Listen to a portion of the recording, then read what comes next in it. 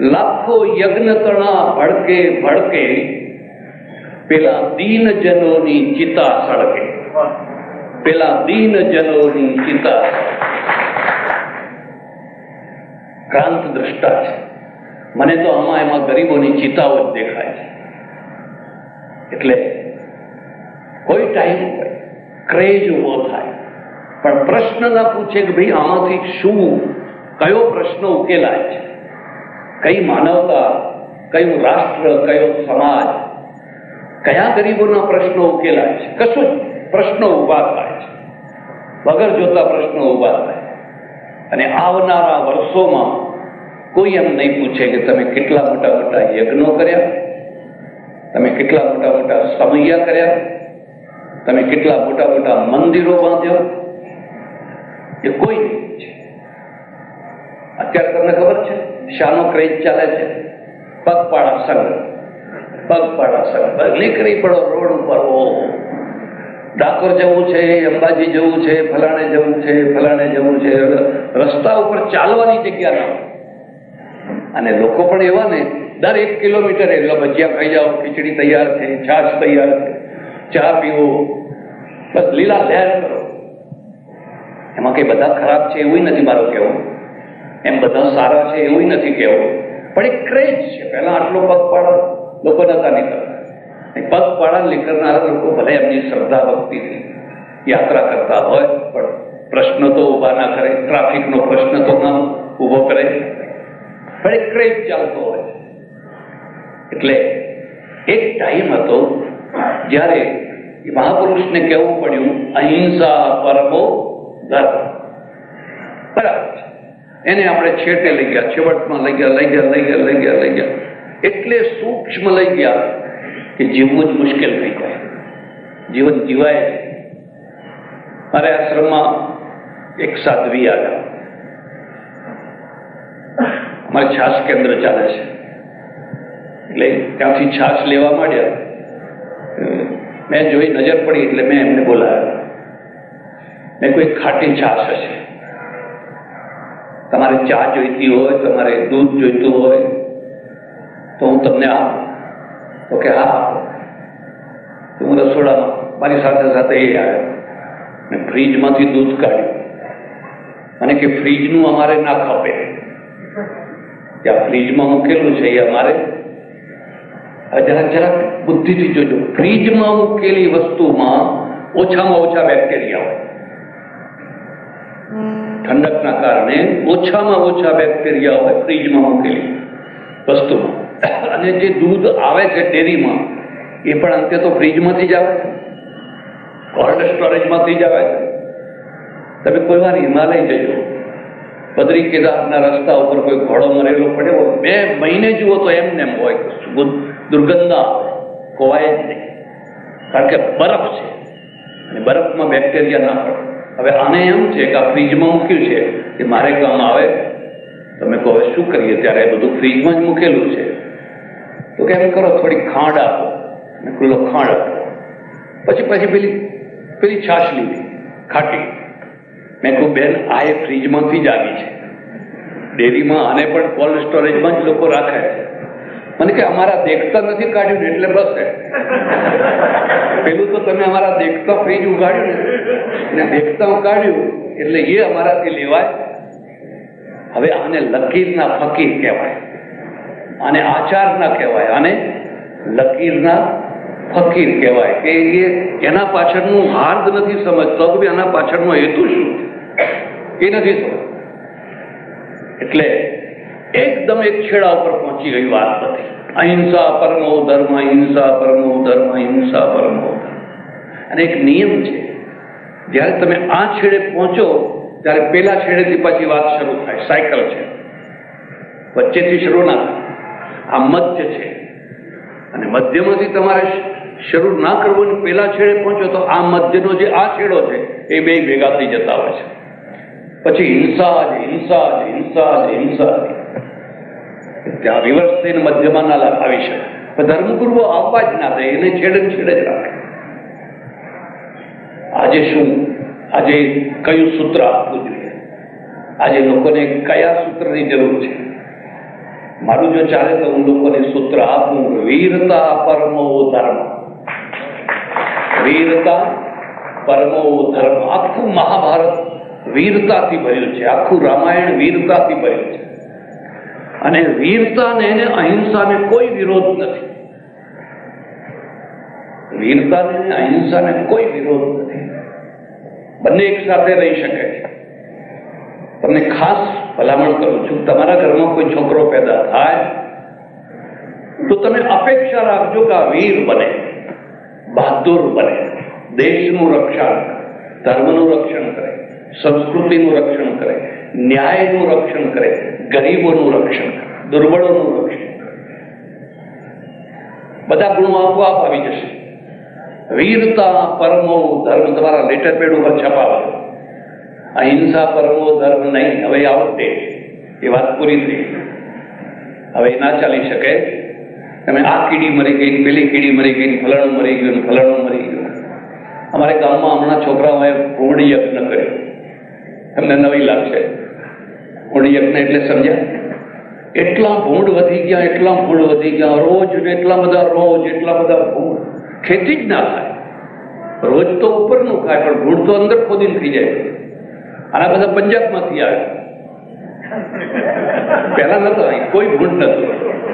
એની ખેતી એક શરૂ થઈ ગઈ છે, એની ખેતી થઈ ગઈ. તમે અહીં પણ જોશો તો અમુક જે શીખ જેવા દેખાતા માણસો છે બધા મૂકી જાય, પાછા પકડી જાય. અને આ હોટલ, રોડ ઉપર જે હોટલો છે, બધી હોટલમાં એ જ ખવાય છે, એ જ આપે, એનો જ ખોરાક ચાલે છે. એટલે હવે આખા ગામમાં ખેતી ના થાય. ખેતી કરવી કેવી રીતે? રોજ વધી ગયા છે, ભૂંડ વધી ગયા છે, બેલેન્સ નથી. પહેલા ક્ષત્રિયો શિકાર કરતા, રાજા મહારાજા, ક્ષત્રિયો વગેરે, એક બેલેન્સ રહેતો. હવે બેલેન્સ નથી. કંટાળ્યા બધા, થાક્યા. હવે આખું ગામ પછી ચડ્યું. 200-300 છોકરા, અને નવાઈ લાગશે એમાં જૈનો ભેગા કરા. મેં પૂછ્યું થોડાક હતા, મેં કીધું કે આપણે એમના માટે ખીચડી બનાવી. આપણે પ્રત્યક્ષ ભાગ નહીં લેવાનો, પણ ખીચડી બનાવી તો ખીચડી અંદર તો એમના માટે જ બનાવી, પણ કે એમાં આપણે કઈ લેવા દેવા નહીં. આ ખડા કામ કરવા. સમસ્યાનો ઉકેલ શું છે? પ્રશ્નનો ઉકેલ શું છે? તમે પ્રશ્નનો ઉકેલ નહીં કરો તો તમારો ધર્મ ચેતના વિનાનો થઈ જશે. અને એ ચેતના વિનાનો ધર્મ છે એ પ્રશ્નો નહીં ઉકેલી શકે. એટલે સમય સમયનું એક સૂત્ર હોય છે. ગાંધીજી આપણને એક સૂત્ર આપ્યું, અને એમણે એવું સૂત્ર આપ્યું, જનસેવા એ જ પ્રભુ સેવા. કેમ આવું સૂત્ર આપ્યું? પ્રભુ સેવા બહુ થતી હતી, બહુ પ્રભુ સેવા થતી હતી, પણ જનસેવા નથી થતી. પ્રભુ સેવા એ અર્થમાં થતી હતી કે ઓહો, આપણો ભગવાન જેટલું ખાય છે દુનિયાનો કોઈ ભગવાન એટલું નહીં ખાતો. સવારથી જે બાળ ભોગ શરૂ થાય એ પછી બાળ ભોગ ને ફલાણા ભોગ ને આપણને બધા નામે યાદ ના હોય. કેટલું દૂધ આવે ને, કેસરિયા દૂધ ને ફલાણું ને, એમાં બદામ ને પિસ્તા, સવારથી સાંજ સુધી દર અડધા કલાકે ચાલ્યા જ કરતો હોય. અને આ તો હું તમને ખાનગીમાં કહું છું, વાતે સાચી છે. મારે જો કેસરિયા દૂધ પીવું હોય ને હું તમને કહું, બેન એક ગ્લાસ કેસરિયા દૂધ લઈ આવજો ને, કે જીવન મહારાજ થયા છે, કેસરિયા દૂધ પીવું છે. એટલે એવું નહીં કહેવાનું ઠાकुरજી કે લીએ, ઠાकुरજી કો પિલાના. એટલે બેન તો હરખાત લઈ આવના, એમ નહીં કહેવાનું મારે પીવું છે. ઠાकुरજી કે લીએ, ઠાकुरજી કો આજ કેસરિયા દૂધ પિલાના. એટલે એક નહીં, જેટલી બહેનો હોય ને બધી લઈ આવે. અને ઠાकुरજી બિચારા એટલા સજ્જન માણસ છે કે કોઈ પીતા એ તો પછી બધું આપણે જ પીવાનું, આપણા માણસો હોય ને પીવડાવી દેવાનું. આટલું બધું ભગવાનના નામે આપણે બધું સવારથી સાંજ સુધી. પણ કોઈ ગરીબના પેટમાં, કોઈ અનાથના પેટમાં એક દાણો ના જાય. એટલે પેલા કવિને આક્રોશ લખવો પડ્યો, તે દિન આંસુ ભીના રે હરિના લોચનિયા મેં દીઠા. એક દિન આંસુ ભીના રે હરિના લોચનિયા મેં દીઠા. હવે પેલો થાળ ધરાવનારો આજે 56 ભોગ ધર્યા છે અને કે છે વાહ મારા ભગવાન કેટલા ખુશ છે. અરે કવિ કે જો તારો ભગવાન રડી રહ્યો છે, કાકા બધા પડીકા બંધાવાના. 11 વાળું, 21 વાળું, 51 વાળું, 101 વાળું પડીકા, એનો ભૂકો પણ કોઈ ગરીબના પેટમાં જવાનો. તે દિન આંસુ ભીના રે હરિના લોચની આમે દીઠા. એક દિન આંસુ. ઓહો, કેટલી સરસ કવિતા છે, કેટલી સરસ. કરસનદાસ માણેકની ખબર નહીં. હા, કેટલી સરસ કવિતા છે. એટલે ગાંધીજીએ સૂત્ર આપ્યું, જન સેવા એ જ પ્રભુ સેવા. તમારે પ્રભુ સેવા કરવાની, પણ પ્રભુ સેવા કરવી હોય તો જનતાની સેવા કરો, લોકોની સેવા કરો. અને લોકોની સેવા શું કરવાની છે? અહીંયા કેટલા લોકો ભૂખે સૂઈ જાય છે, કેટલાને ઓઢવાના ધાબળા નથી, કોઈ વિદ્યાર્થીને ફી ભરવાના પૈસા નથી, કોઈ વિધવાને સાડી નથી, કોઈને કંઈ નથી, કોઈને કંઈ નથી. આ તમારો ભગવાન છે, આ પરમાત્મા છે, એને કંઈક આપો. અને એની અસર થઈ ના થઈ એવું પણ નહીં. જ્યારે પણ કોઈ ઊંચી જગ્યાએથી કોઈ વાક્ય નીકળે તો એની અમુક ટાઈમ સુધી તો અસર રહેતી જ હોય છે. મારે ત્યાં એક ડોશીમાં આવે છે, ઘણા ટાઈમ આવે, પછી મને કે હા, આ વખતે મારા છોકરે મારી વાત માની. આફ્રિકાથી આવ્યો અને મેં એને કહ્યું, મારા ભગવાનને એક પંખો મૂકી આવો. જાણે આપણને ગરમી લાગે તો ભગવાનને ગરમી લાગે કે ના લાગે. તો પછી મને કે છોકરે માન્યો કે હા માં, હો તારી ઈચ્છા હોય પંખો મૂકજે મંદિર. મેં તો એક કામ કરજો, એક પંખો તમારા ભગવાન માટે, એક પંખો મારા ભગવાન માટે. મેં કે હા, એ તો આમ તો ઉદાર છે, તમારા ભગવાન માટે બીજો પંખો. ત્યારે મારા આશ્રમમાં મંદિર નહોતું. મને કે તમારે તો ક્યાંય ભગવાન જ નથી. મેં મારો ભગવાન છે, પણ એ હોસ્પિટલમાં સૂતો છે. એક દર્દી છે ને, એ દર્દી મારો ભગવાન છે, અને એ હોસ્પિટલમાં સૂતો છે. એના ઉપર પંખો મૂકવાની જરૂર છે. એના મગજમાં વાત ના ઉતરી, કારણ કે કોઈએ ઉતારી જ નથી. કોઈએ ભગવાનથી, એના વર્તુળથી આગળ જવા જ દીધી નથી, અને અહીંથી આગળ જાય. એટલે તમારે એ મૂલ્યાંકન કરવાનું કે તમે માનવતાના કામ કેટલા કર્યા, કેટલી પ્રેરણા આપી. ચારે તરફ લોકો દુઃખી દુઃખી દુઃખી છે, અને દુઃખી માણસો માટે ધર્મ શું કરે છે?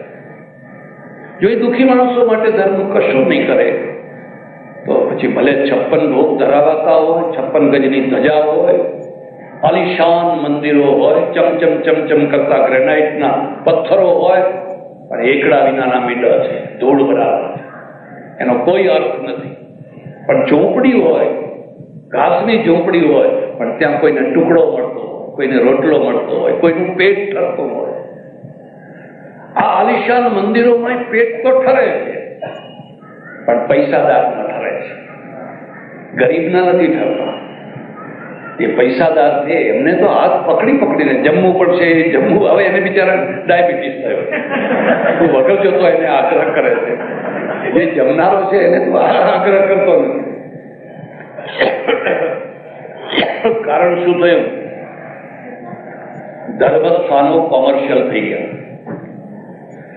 ધર્મસ્થાનોને કોમર્શિયલ બનાવી દેવાના. કોણ કેટલું આપશે, કોણ કેટલું આપ્યું, શું આપ્યું, બસ એના આધારે બધું નિર્ણયો કરવા. ધરતીકંપ થયો, આખું કચ્છ તૂટી પડ્યું, રેલ આવી. ભરૂચમાં તો દર વર્ષે રેલ આવતી જ હોય છે. તમારો બંગલો ઊંચો છે, 12 મેઘ વર્ષે તો તમને એક ટીપું પાણી અંદર આવતું નથી. પણ જે માણસને વાંસળા ઊંચા કરીને ભાગવું પડે છે રાત્રે, આવડા નાના નાના છોકરા લઈને, તમે કદી એનો વિચાર કર્યો? તમે કદી એની કલ્પના કરી કે એનું શું થતું હશે, એને કેવી રીતે જીવતો હશે?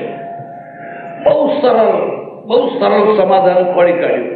પૂર્વના કર્મ બધા ભોગવે છે, બધા પોતપોતાના પૂર્વના કર્મો ભોગવે છે. આ સમાધાને કેટલું મોટું અનર્થ કરી દીધું. તમે માનવતા તરફ ના વળી શક્યા, કારણ કે લોકોએ કહ્યું એને ભોગવી લેવા દો, એના પૂર્વના કર્મો હોય બધા ભોગવી લે.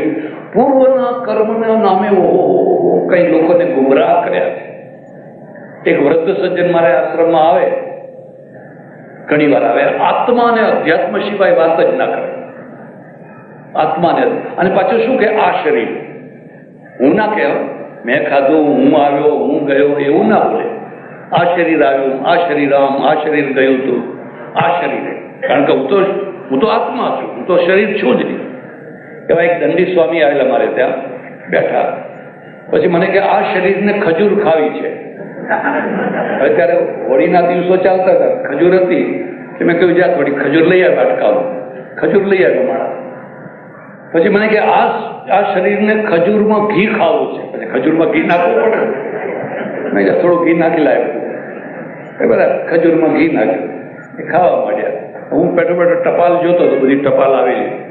એમાંથી એક ટાંકણી કાઢીને મેં ધીરે સહેજ અડાડી, આમ ચમક્યા. મેં કહું આ શરીરને, હું તમને નહીં, અથવા આ શરીર. શું લોકોને કઈ ઉઠા બનાવ્યા છે, કઈ ઉઠા બનાવ્યા. તમારે ખાવું હોય તો આ શરીર સહેજ ટાંકણી અડી એટલે મારા સામે ડોળા કાઢો. મેં કહું આ શરીરને, હું તમને નહીં, તમને તો હોય જ નહીં. આ કદી આવું અધ્યાત્મ ના માનશો. આ ઉઠા છે, આ વાસ્તવિકતા નથી, આ સાચી વાત નથી.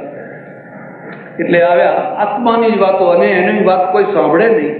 એટલે એ મને સંભળાવવા માટે આવે ને હું પછી સમજુ કે હવે અડધો કલાક મારે એસ્પ્રોકેનિસિલ લેવી જ પડશે. બોલ બોલ બોલ બોલ બોલ કરે મુનિ સાહેબ, આત્મા આવો છે ને, આત્મા આવો છે ને, આત્મા આવો છે ને, એવું કે કરે. પછી એમને ધાધર થઈ, આખા શરીરે લવર લવર લવર લવર ધાધર કરે. એટલે મેં કહ્યું તમને આટલી બધી ખણ આવે છે ને આખો દિવસ લવર લવર કરો છો. અમારું દવાખાનું છે, જાઓ ત્યાં સ્કિન ડિઝીઝ બહુ સારા થઈ જાય ભગવાનની દયાથી. દવા લો. મને કે ના હો, આ બધા ગયા જન્મના લેણિયાત આવ્યા છે. આ બધી જે જીવાત છે ને એ ગયા જન્મની બધી લેણિયાત આવી છે. એમ કે તો જો હું અત્યારે એ બધાને કરું તો મારે ફરી જન્મમાં પાછા એમને કઈડાવવા પડે. એટલે હું તો એમને કહું છું, કઈડો કઈડો, તમારું લેણું પૂરું કરો, કઈડો. હવે આને શું કહેવાય, આને કહેવું શું? સારું કીધું, રહેવા દો. ત્યારે ફરી પાછા મહિના 2 મહિના પછી આવ્યા પાછા તો આખું શરીર ફત ફત ફત ફત ફત થઈ ગયેલું. રડવા પડે. મને કે ઊંઘ નથી આવતી, બહુ દુઃખ થાય છે. તમે હું તો તમને કહું છું દવા કરાવો ને, દવા કરાવો ને. પણ કે તમે આજ્ઞા કરો. મેં કહું આજ્ઞા જ કરો, જાઓ દવા કરાવો. એ ઉઠીને દવા કરાવો, ઇન્જેક્શન ને બધું કરાવો. એમની સાથે એક બીજો માણસ આવેલો, એ મને કે આજ્ઞા કરાવવાનું કેમ કહ્યું તમને ખબર છે? મેં કહ્યું ના. હવે કે એ જીવાત મરશે એનું પાપ તમને લાગશે, એનું પાપ તમને લાગશે. આમાંય પાછો સ્વાર્થ, રોગ મારો હારો થાય અને પાપ મને લાગે. ઓ ભગવાન, શું લોકોના મગજ બગાડ્યા છે, કઈ મગજ બગાડ્યા છે. હવે આને સુધારી કોણ છે? તમે પ્રશ્નો ઉકેલી શકો છો, અને ઉકેલાય છે. આ વખતે કચ્છમાં મેં જોયું તો એટલી બધી મદદ લોકોએ મોકલી, એટલી 15-16 દિવસ અમે રહ્યા ત્યાં, અને ઢગલા બંધ લોકોએ મદદ. કેમ? માનવતાની વાત હવે લોકોના ગળે ઉતરી રહી છે. પહેલા નથી ઉતરતી, પણ છેલ્લા 50-60 વર્ષથી જે ચારે તરફથી આપણે માનવતાની વાતો કહી રહ્યા છીએ, એ વાતો હવે લોકોના મગજમાં ઉતરી રહી છે. એટલે એટલું ખાવાનું, પીવાનું, કપડાં, દવાઓ, ચારે તરફથી બધો ઢગલો ઢગલો જ નહીં. જોકે એક વાત મારે એ પણ કહેવી જોઈએ કે એ બધા ઢગલામાંથી થોડુંક આમે જાય, થોડુંક હવે તો દુનિયા છે ને, આપણી ખાસ એક પરંપરા છે. બધા છે. મારા ઓળખીતા એક બેન હતા, સાધ્વી બેન હતા. એને કેમ કરેલો કે એટલું ચવાણું આવ્યું, એટલું આમ પેલા સંડાસ ને બાથરૂમમાં બધું ભરી દીધું, કોઈ બીજી જગ્યા ના મળી રહી. એટલે બધા માણસો કે પણ ખવડાવો ને ખવડાવો ને ખવડાવો ને, આપો ને, પણ એ કોઈને આપે જ નહીં. પછી રાત્રે બધું ઘર ભેગું કરી દીધું. પૂર્વાશ્રમનું ઘર હતું ને, મા બાપ વગેરે, ત્યાં બધું કરી દીધું, લો તમે ખાજો. અમારા સાધુઓ માટે બહુ તકેદારી મૂકેલી છે કે સાધુએ એના પૂર્વાશ્રમ સાથે સંબંધ ના રાખવો.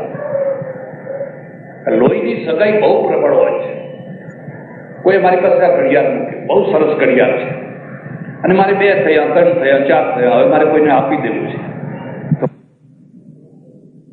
જોજો, લોકોએ પોતાના છોકરાને ગાદી ઉપર બેસાડી દીધા, કોઈએ પોતાના ભત્રીજાઓને બેસાડી દીધા, કોઈએ પોતાની ભત્રીજીને બેસાડી દીધી. ભાઈ યોગ્ય હોય કે ના હોય, પણ મારી છે ને વૃદ્ધાવસ્થામાં આવો મોહ થતો હોય, અને આ મોહના કારણે પછી એ સંસ્થા તૂટી પડતી હોય. પછી એમાં જે ગુણવત્તા હોય, એ ગુણવત્તાની જગ્યાએ વંશ પૂજા શરૂ થઈ જતી હોય છે. ગુણ પૂજા નહીં પણ વંશ પૂજા થતી હોય, અને એનું પતન થતું હોય. એટલે પહેલો પ્રશ્ન છે કે ધર્મ છે એ માનવતાના કામ કેટલા કરે છે. અને જો એ માનવતાના કાર્ય, અને માનવતા એટલે માનવતા.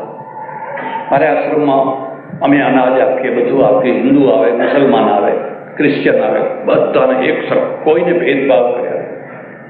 ઘણા લોકોએ મારા ઉપર દબાણ કર્યું. મને કહા મુસલમાનોને નહીં આપવાનું. મેં કહ્યું ના, એ વાત ખોટી. એ ગરીબ છે, હું તો ખાલી માણસ જ જોઉં છું, હું આપીશ. તો કે અમે જોઈ લઈશું. રીતસરની ચેલેન્જ આપેલી. મેં કહ્યું જોઈ લઈશું, તમે જોઈ લેજો, પણ હું આપીશ.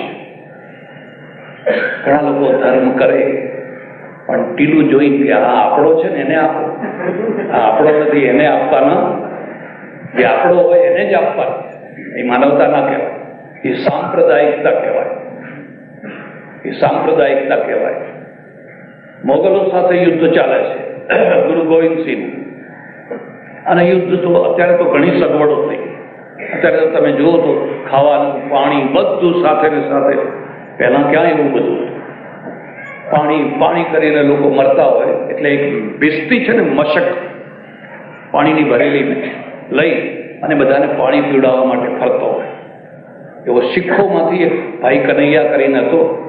એ બધાને શીખો જે ફરતા હોય, પાણી કરતા હોય અને પાણી પીવડાવે. હવે એમાં તો અહીં શીખ પડ્યો હોય, પણ એ મોગલ પડ્યો હોય, એને પીવડાવે. એ પાણી કરતો હોય, એને પીવડાવે. એટલે કોઈએ ફરિયાદ કરી ગુરુ ગોવિંદસિંહ કે આ તો પાણી બગાડે છે, આપણા દુશ્મનોને પીવડાવે છે. શીખોને પીવડાવવું જોઈએ, એની સાથે સાથે તો એ મોગલોને પીવડાવે છે. ગુરુ ગોવિંદસિંહે કનૈયાને બોલાવીને પૂછ્યું કે ખરી વાત તું બધાને પાણી પીવડાવે છે? કે હા. કેમ? તો કે તમે જ કહ્યું છે. હવે એ તો છેલ્લા શ્વાસ લઈ રહ્યો છે. એ તો 5 મિનિટ જીવે કે 10 મિનિટ જીવે કે 2 મિનિટ જીવે કે અડધો કલાક જીવે. હવે એની સાથે કયો ભેદ કરો? ભેદ કરીને લડાઈ તો થઈ ગઈ. હવે તો એ છેલ્લો મહેમાન છે. મારાથી એની સાથે ભેદ નથી થઈ શકતો. આ એ અલ્લાહનો બંદો છે ને આ એ અલ્લાહનો બંદો છે. ભગવાનના બે બંદા છે. મારા માટે કોઈ ભેદ નથી. ગુરુ ગોવિંદસિંહે ઉભા થઈને છાતી સાથે દબાઈ દીધો. તું મારા ઉપદેશને સમજી શકે. આ ઇન્સાનિયત છે, આ માનવતા છે, આ માનવતા છે. હવે મરી રહ્યો છે, તમે એના સાથે શું ભેદ કરો છો? તમારું એક લેવલ હોવું છે. તમે એકદમ નીચા લેવલે ના જાઓ. દુશ્મના વટમાં પણ એક લેવલ હોવો. એટલે માનવતા છે, એ માનવતા એ ધર્મ કેટલી કરે છે. તમને ગમે કે ના ગમે, તમારે તમને કહેવું પડશે કે માનવતા. વિવેકાનંદ અમેરિકા ગયા ને અમેરિકામાં જોયું કે આ ક્રિશ્ચિયન લોકો આખી દુનિયાને અનાજ આપે છે, કપડાં આપે છે, દવાઓ આપે છે. આખી દુનિયા જ્યાં જુઓ તો મિશન શરૂ કરે એટલે કપડાં આપે, ઉતરેલા હોય ગમે મેલા પેલું, થોડું અનાજ આપે 2 કિલો 5 કિલો અનાજ આપે તો ડાયલામાંથી ડેવિડ થઈ જાય. ડેવિડ બનાવવા માટે આપે, બરાબર છે. ડેવિડ બનાવવા માટે આપે છે. સિદ્ધપુરમાં વિશ્વ હિન્દુ પરિષદનું સંમેલન ભરાયેલું, પહેલું સંમેલન, અને મને બોલાવેલું. તો મેં કહ્યું તે વર્ષે કુંભ મેળો આવતો, એ વર્ષે જ કુંભ મેળો હતો. અને ત્યારે કુંભ મેળાનો ખર્ચો 800 કરોડ રૂપિયા હતો. અત્યારે તો 30 અબજ રૂપિયા. અત્યારે 30 અબજ રૂપિયા કુંભ મેળાનો ખર્ચો, ત્યારે 800. મેં કહ્યું આપણે બધા ભેગા થઈને 800 કરોડ રૂપિયા કુંભ મેળામાં ખર્ચવાના છીએ, અને 5 પકવાન સવારે, બપોરે, સાંજે જમવાના છીએ. આખો મેળો બંધ કરો. એ 800 કરોડ આ દુકાળમાં આ ડાયલો ડેવિડ થઈ જાય છે અને મણીલાલ મેથ્યુ થઈ જાય છે. એને અનાજ તરીકે આપો, એમાં આપણે વાળો તો એ ખરેખર સાચો કુંભ મેળો થશે. લોકોને તો ખૂબ ગમ્યું, લોકોએ ખૂબ તાળીઓ વગાડી. પેપરવાળાએ મોટું હેડિંગ બીજા દિવસે આપ્યું.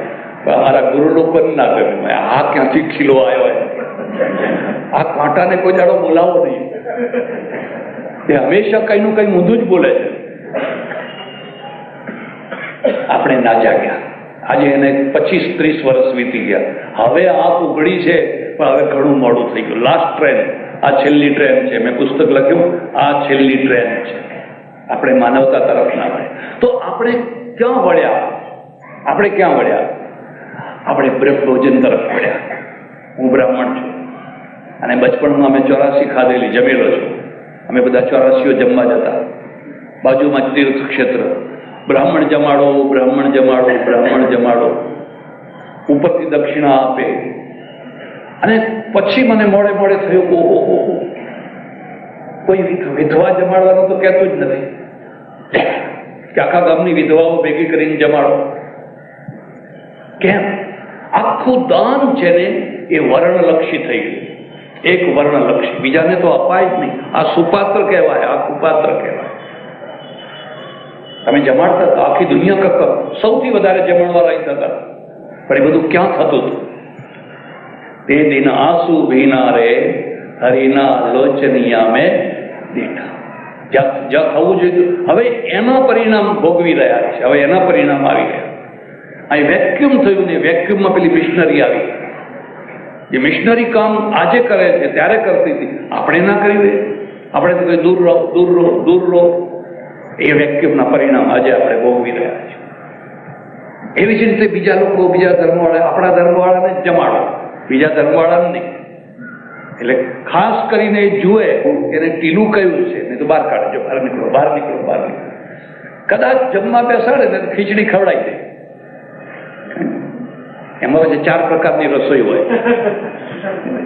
4 પ્રકારની: વીવીઆઈપી, નોર્મલ અને અદર. જાઓ, અહીં જાઓ. અમારે દંતાલીથી એક ગાડી લઈને ગયા બધા યાત્રા કરવા માટે સૌરાષ્ટ્રમાં. એમાં ડ્રાઈવર છે, ડ્રાઈવરે આવીને મને વાત કરી કે અંદર બધા બેઠેલા દંતાલીમાં, બહારથી અમેરિકાથી આવેલા, અને ડોલરની ચમક જુદી જ હોય છે. ચહેરા ઉપર હોય, કપડા ઉપર હોય, બધી જ હોય. પૈસાની એક ચમક હોય. એટલે સામે માણસો આવ્યા, ઓહો, ડોલર આવ્યા. આવો. બધાને જમવા લઈ ગયા ઉપર મેળા ઉપર. પેલા તમે ડ્રાઈવર છો ને, પણ જાઓ. હવે એ બધા હગા છે પાછા. આ હગા છે, ડ્રાઇવિંગ કરે છે, પણ છે તો સગા. મને કહ્યું જાઓ, પણ જાઓ. એટલે જ્યાં ખીચડી હતી ને ત્યાં જાઓ. મને એવો ગુસ્સો ચડ્યો ને, હું જમ્યો જ નહીં.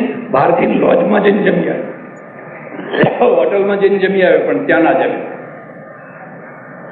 હરેક બીજો ઓળખીતો છે અને એ મહા ઉસ્તાદ છે. આ શબ્દને સમજો, મહા ઉસ્તાદ. મને કહે, હું જ્યારે પણ કોઈ જગ્યાએ તીર્થ ક્ષેત્રમાં જાઉં એટલે ઉતરતા જ ડોલરની જ વાતો કરવાની.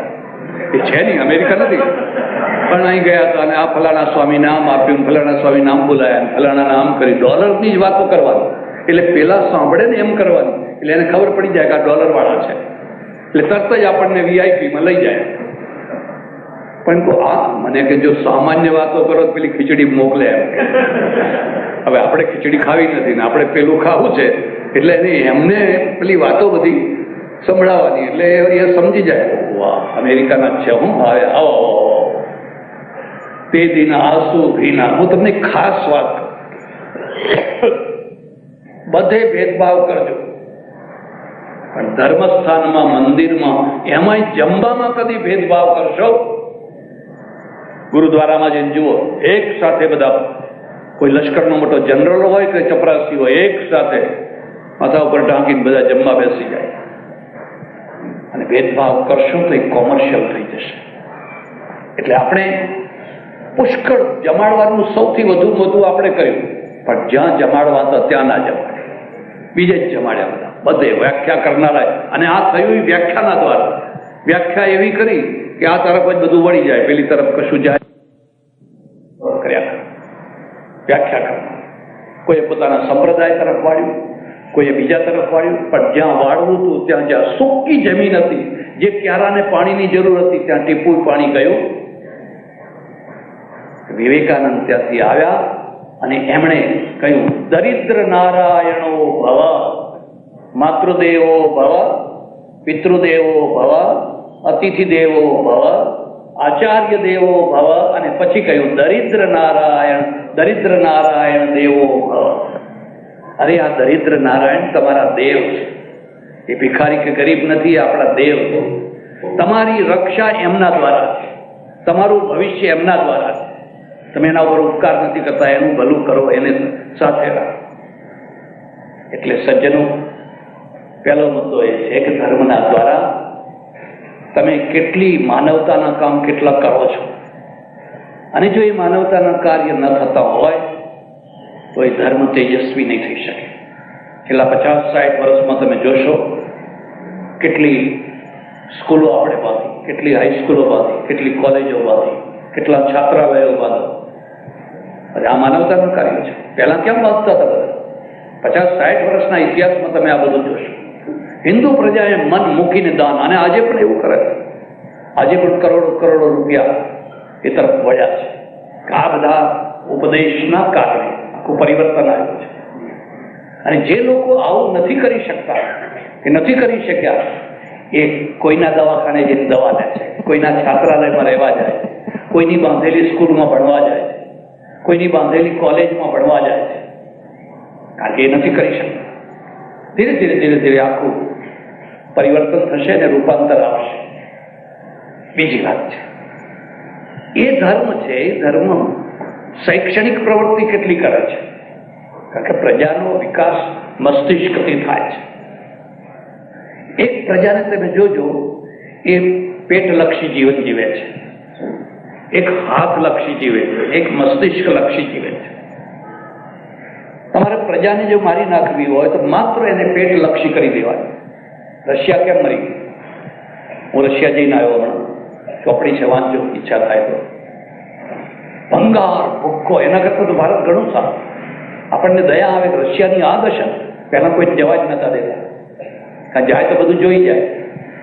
અમે તો બધું આખું રશિયા આ છેડેથી પેલા છેડા સુધી જોયા. 70 વર્ષથી ગામમાં એક નવું મકાન નથી થયું, અને જૂના મકાનો છે કાળા મેસ જેવા, કોઈ પાકો રસ્તો નથી, તોડિયા રસ્તા છે બધા. કેમ આવું થયું? આખી પ્રજાને રોટી કપડા ઓર મકાન, બસ રોટી કપડા ઓર એમાં બાંધી દીધી. બસ હવે રોટી કપડામાં બંધાઈ ગઈ, મકાન તો મળ્યું જ નહીં. મકાનનો આજે મકાનો જ નથી, બહુ ત્રાસ છે મકાનો. પ્રજાને નાની બનાવી, એનું મસ્તિષ્ક નાનું બનો એટલે પ્રજા નાની થઈ જશે, કારણ કે કાર્ય નાના થઈ જવાના. તમારું મગજ નાનું થાય એટલે કામ નાના થાય, કામ નાના થાય પરિણામ નાના આવે. અને એ જ કામ ભારતમાં આપણે કર્યું. પેલા સ્ટાલિને તલવારના જોરે કર્યું. ઓહો, 2 કરોડ માણસો મારી નાખ્યા. રશિયામાં જે ખુવારી થઈ, દુનિયાના કોઈ દેશમાં એટલી ખુવારી નથી થઈ. પહેલા કેસર ચડી આવ્યો જર્મનીનો, પછી નેપોલિયન આવ્યો, પછી હિટલર આવ્યો. 2 કરોડ ને 70 લાખ માણસો બીજા વિશ્વ યુદ્ધમાં મરી ગયા, અને 2 કરોડ આંતરવિગ્રહમાં મરાયા. 7-8 કરોડ માણસો મરી ગયા. હવે એનું પરિણામ આવ્યું કે 1 પુરુષ ને 3 સ્ત્રીઓ. 1 પુરુષ, સ્ત્રીઓ જ સ્ત્રીઓ. અને એમાંથી જે બધા અનર્થો ઊભા થાય, એ બધા અનર્થો ઊભા થયા. ગીતામાં પ્રશ્ન ઉપાડ્યો, સ્ત્રીસુ દુષ્ટાસુ વાર્ષ્ણેય જાયતે વર્ણ સંકર, શંકરો નરકાયૈવ કુલજ્ઞાનામ કુલસ્ય ચ પતંતિ પિતરો યેષામ લુપ્ત પિંડોદક ક્રિયા. કૃષ્ણ જવાબ નથી આપ્યો, પણ અર્જુને આ પ્રશ્ન ઉપાડ્યો છે. આટલી 18 અક્ષોહિણી સેના મરી જશે, 18 અક્ષોહિણી સ્ત્રીઓનું શું થશે? એ બધી વિધવાઓ થશે, અને વિધવાઓ થઈ અને પછી નિયમમાં રહી નહીં શકે, મહા અનર્થ થશે. હવે રશિયામાં 7-8 કરોડ માણસો મરી ગયા, 1 પુરુષ અને 3 સ્ત્રીઓ. જ્યાં જુઓ ત્યાં સ્ત્રીઓ, અને સ્ત્રીઓય દુઃખી, પુરુષોય દુઃખી. મેં સોલ્યુશન બતાવ્યું. મેં કહ્યું એક સોલ્યુશન છે. અમારે ત્યાં બધા છોકરાઓ 30, 32, 35 ના થયા છે, તળાવની પાર ઉપર બેઠા હોય, બિચારા ગુટકા ખાતા હોય બેઠા બેઠા. કારણ શું કે હવે અહીંની તો મને ખબર નથી, પણ અમારે ચડોતરમાં તો જેટલા પેલા ગ્રીન કાર્ડ વાળા આવે ને, એ બધા કન્યાઓ લઈ જાય છે, અને આ રેશન કાર્ડ વાળા બગાસા આવના તરત જ કહે ગ્રીન કાર્ડ છે, એટલે અહીં તો લાઈન લાગે છે, મને લઈ જાઓ, મને લઈ. આ પણ ક્રેઝ છે હો, અમેરિકા જવાનો પણ એક ક્રેઝ છે. 10 લાખમાં, 15 લાખમાં. હમણાં છેલ્લા એક છોકરો 22 લાખમાં. મને લઈ જાઓ, મને લઈ જાઓ, મને લઈ જાઓ. હમણાં એક છોકરો આવેલો 2-4 વર્ષ પહેલા, ફોર્મ્યુલા હું તમારા પાસે રાખું, કાં તો તમે અમારા બધા છોકરાઓને ઇમ્પોર્ટ કરો, નહીં તો અહીંથી પછી એક્સપોર્ટ કરો. તો બેયના પ્રશ્નો સોલ્વ, તમારો પ્રશ્ન સોલ્વ થાય, અમારો પ્રશ્ન સોલ્વ થાય. અમારી કન્યાઓ છે એનું નિકંદન સોનોગ્રાફીએ કાઢ્યું કે સોનોગ્રાફી. છોકરી નહીં જોઈએ, છોકરી નહીં જોઈએ, છોકરી નહીં જોઈએ. જો હવે કરો, છોકરી નહીં જોઈએ. હવે બધાને આંખ ઉઘડી છે, મોડે ઉઘડી છે. એટલે ધર્મ છે એ ધર્મના દ્વારા વિવેકાનંદ છે એ ત્યાંથી સૂત્ર લઈ આવ્યા. જેમ દરિદ્ર નારાયણ દેવો પણ તરત જ સામે એ પ્રશ્ન પૂછવાનો કે ધર્મ શૈક્ષણિક પ્રવૃત્તિ કેટલી કરે છે? તમે પૂજા પાઠ કરો છો, આ જપ કરો, પેલા જપ કરો, આ હોમ કરો, કર્મકાંડ થોડું ઘણું હોય, બરાબર, એનો વિરોધ નથી. દરેકમાં થોડું ઘણું તો કંઈક ને કંઈક રહેવાનું. પણ તમારા ધર્મના દ્વારા શૈક્ષણિક પ્રવૃત્તિ કેટલી થાય છે? આપણે માનવું જોઈએ કે આ ક્રિશ્ચનો જ્યાં મિશન ઊભું કરે ત્યાં એક સ્કૂલ ઊભી કરે, એક દવાખાનું ઊભું કરે, અને આ બેના દ્વારા એ ધર્મ પ્રચાર કરે. આપણે કોઈ મંદિરમાં સ્કૂલ ઊભી કરીએ, પહેલા કરતા હતા, હવે કદાચ થોડુંક શરૂઆત થઈ છે. કોઈ દવાખાનું કરતા હતા નહીં, બસ મંદિર કરો, ઠાકોરજી ભલા, પડદો ભલો, ઘંટડી ટોકરા. મને એક અમેરિકને બહુ સરસ વાત કહી, મને કે સ્વામીજી, મેં કહું શું કહો? કે આખી દુનિયા ઉપર એવો કયો ધર્મ, એવો કયો દેશ છે જે દેશની 80-85% બહુમતી પ્રજા 10-12% લઘુમતીનો માર ખાતી હોય એવો કયો દેશ છે? હવે શું જવાબ આપો? મેં કહ્યું એ તો અમારો દેશ છે. તો મને કે અહીં શું કામ આવો છો? પથ્થર માર્યો, અહીં શું કામ આવો છો? તમારા દેશને, તમારી પ્રજાને જગાડો નહીં. વાત તો સાચી છે, અને જગાડવો તો કેવી રીતે જગાડો? કરવું શું? જોયું કે માણસો બધા મંદિરો હોવા જ જોઈએ. હું મંદિરોનો વિરોધી નથી, ઈશ્વરની પૂજા હોવી જ જોઈએ. હું પોતે રોજ પૂજા સવાર સાંજ 2 ટાઈમ કરું છું. પણ એનો અર્થ એવો નથી કે તમે બધું કામ ધામ બધું પડતું મૂકીને આ જ કામમાં લાગી. એનો અર્થ એવો નથી. એટલે શૈક્ષણિક પ્રવૃત્તિ કેટલી કરો છો? આપણે કહેવું પડે કે શૈક્ષણિક પ્રવૃત્તિ હતી તો એક નાના વર્ગ માટે હતી. પાઠશાળા હતી, હું પાઠશાળામાં ભણેલો બચપણમાં, પણ એ માત્ર બ્રાહ્મણના છોકરાને ભણાવવાના. એ બ્રાહ્મણના છોકરા સિવાય કોઈ ભણવાનું જ નહીં. અંગ્રેજો આવ્યા અને હું મેકોલેને ખરાબ માણસ નથી માનતો, ઘણા લોકો સમજતા નથી. મેકોલે આવ્યો અને મેકોલે કહ્યું કે આ દેશની જે મધ્યમ ભાષા છે, કેન્દ્રની ભાષા છે, કઈ રાખવી? અંગ્રેજી રાખવી, ફારસી રાખવી કે સંસ્કૃત રાખવી?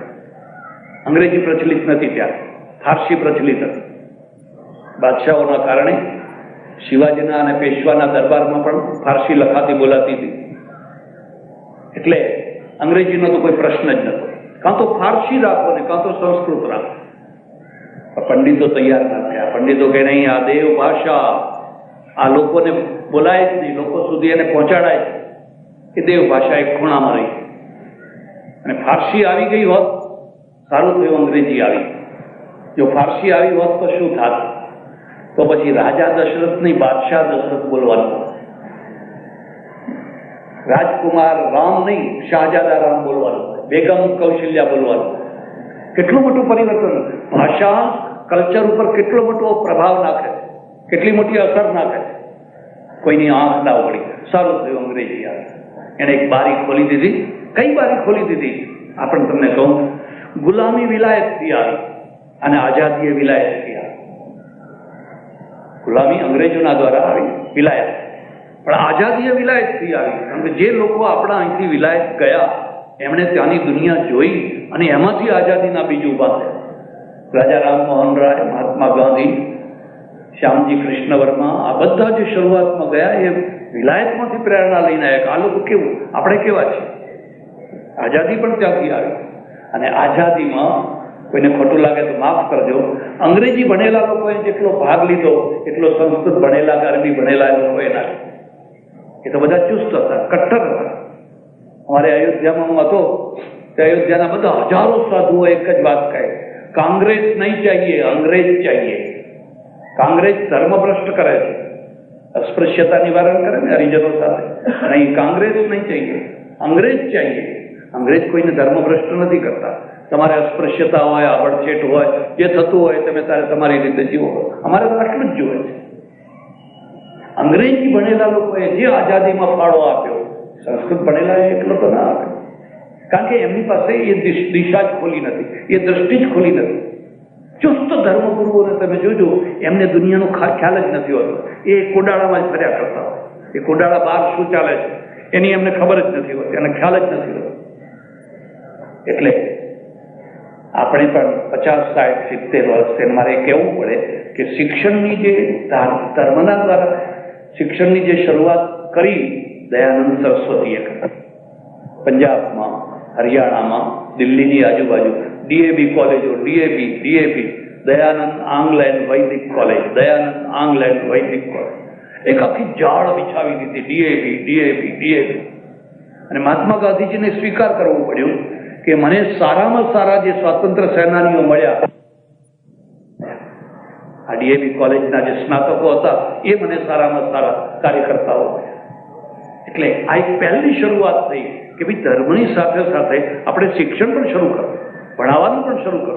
જે તમને ગમતું હોય, જે તમને રૂચતું હોય, જે તમારા રાષ્ટ્ર માટે જરૂરી હોય એવું તમે પણ કરો. ઘણા સમય પછી હવે ધીરે ધીરે લોકો એ તરફ વળી રહ્યા છે. અને હવે ધર્મનું એક અંગ માનવતા બન્યું છે, ધર્મનું એક અંગ શિક્ષણ પણ બન્યું છે. બંને બન્યા છે અને એ સારી વાત છે અને એ થવી જોઈએ. પણ ધર્મનું માપ એ કાઢવાનું હોય તો એક ત્રીજી વસ્તુ મારે તમને કહેવાની છે કે બ્રધરહુડ કેટલું, ભાઈચારો કેટલો કરાવે છે. આખી દુનિયામાં એવો કોઈ દેશ નથી જ્યાં એક જ ધર્મ પડાતો હોય, કોઈ દેશ, પાકિસ્તાને નહીં. અને મારે તો તમને કહેવું જોઈએ કે પાકિસ્તાનમાં જેટલી અસહિષ્ણુતા છે એટલી અહીં ભારતમાં નથી. શિયા સુન્નીઓને મારે છે ને સુન્નીઓ શિયાને મારે, અને મારવાનો ટાઈમ કયો? જ્યારે નમાજ પડતા હોય ત્યારે મારે છે. બીજા ટાઈમે મારે તો સમજીએ છીએ કે ભાઈ આપણે કોઈ વાર અહીંયા 6-12 મહિને, 2 વર્ષે, 5 વર્ષે હુલ્લડો થાય, કોઈ જતો આવતો માણસ હોય એને કોઈ છરી મારી દે, એ તો સમજી શકાય. પણ આ ગ્રુપ કે પેલું ગ્રુપ જ્યારે મસ્જિદમાં નમાજ પડતું હોય ત્યારે જ AK-47 રાઇફલ લઈને ફડફડ 5-10 ટીમ ઢાળી દે છે. હવે એને કોઈ લેવા દેવા નથી. આટલી અસહિષ્ણુતા ક્યાંથી આવી?